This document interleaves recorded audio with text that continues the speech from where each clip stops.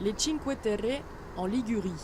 Chaque année, de plus en plus de touristes viennent voir ces 5 villages italiens cachés entre terre et mer. Ils étaient 2,5 millions en 2015 sur ce territoire de 43 km² où vivent à peine 5000 personnes. Cette famille chinoise a décidé de faire le voyage depuis le Yunnan après avoir vu des photos sur Internet. J'ai vu que tous les tours opérateurs vont désormais aux Cinque Terre. Donc nous aussi, nous avons décidé de venir voir ce bel endroit. Un succès croissant qui pourrait mettre en danger le délicat équilibre de ce territoire, inscrit au patrimoine mondial de l'UNESCO depuis 1997.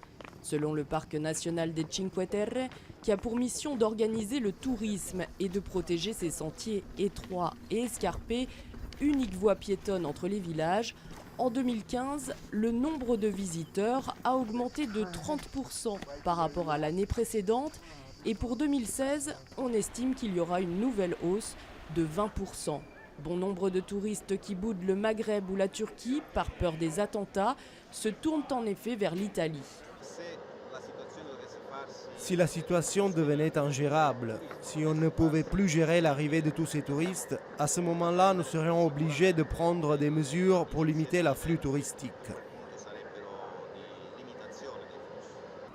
Même si on n'en est pas encore là, les premières mesures ont été prises.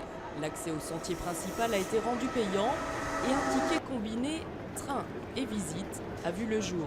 Certains touristes, habitués des lieux depuis 30 ans, se demandent s'ils pourront continuer à venir et si la zone ne risque pas de devenir accessible seulement aux plus fortunés. Je ne sais pas quelle est la solution parce que limiter les choses par l'argent est aussi... ça pose question.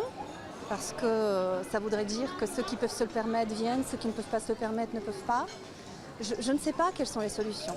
En attendant, l'augmentation du nombre de touristes se confirme partout en Italie, avec 50,7 millions de visiteurs étrangers en 2015, presque 2 millions de plus que l'année précédente. Et dans d'autres zones comme Venise et Capri, on réfléchit à des solutions de type numerus clausus pour préserver monuments et environnement.